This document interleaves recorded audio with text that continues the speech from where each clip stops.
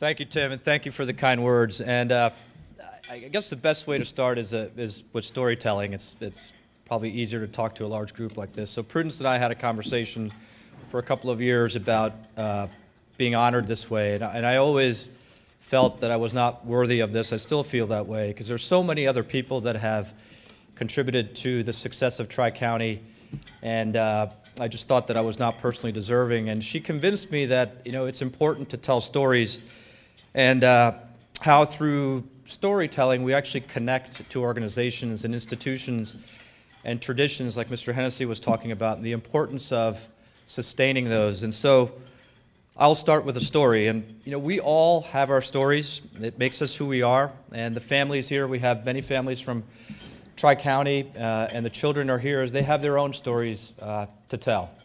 So my story is about lending a helping hand and family sacrifice that changed the course of my life. So let me start with that. And I came into this country when I was a little boy, and my father had arrived a year before us with $4.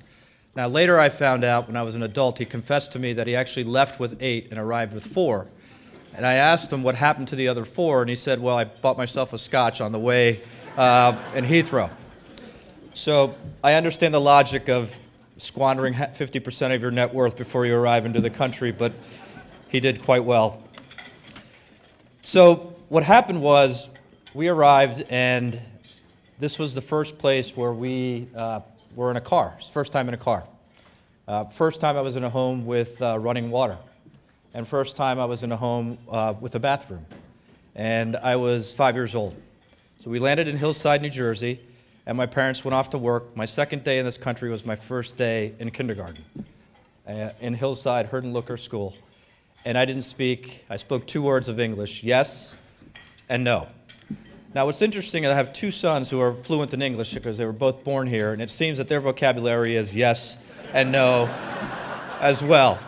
So it didn't limit me in my success as a kindergartner.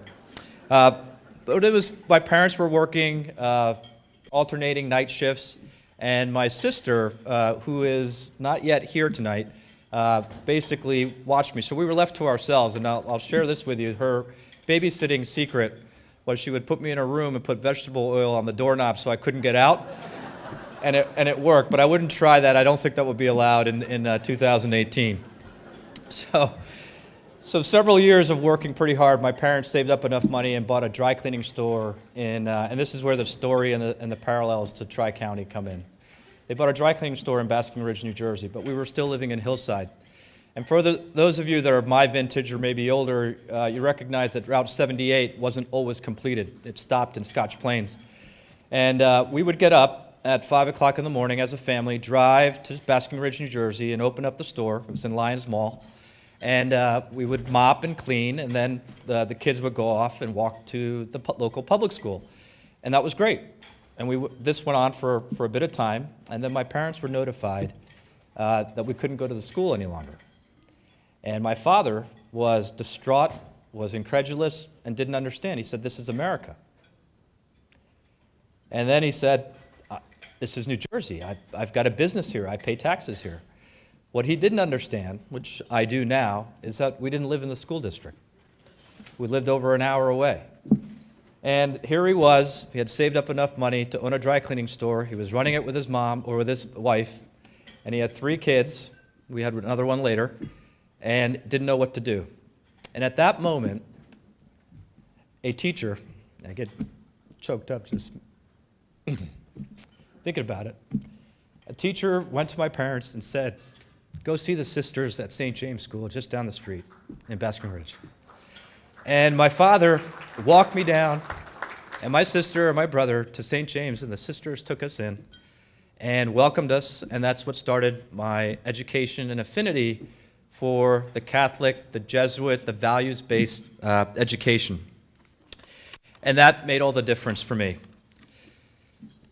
It was one of the more pivotal moments in my life. And the education I received at St. James, at Georgetown, at Fordham, and Northwestern gave me an immense feeling of gratitude, but also a sense, an obligation to make a difference and give back. And I share this story with you because it gives you an insight into why the mission of Tri-County is so personal to me. And Tri-County is such an institution whose values are universal, as Prudence was talking about. The values are enduring, and they're awe-inspiring. And we all, every single person in this room, has their own story to tell. And the stories of the families in Tri-County are truly remarkable, and I thank you for allowing me to humbly share my own. So while I accept this honor really doesn't belong to me. It belongs to all of you that are in attendance tonight, that do your part to sustain these types of institutions through the support that you give.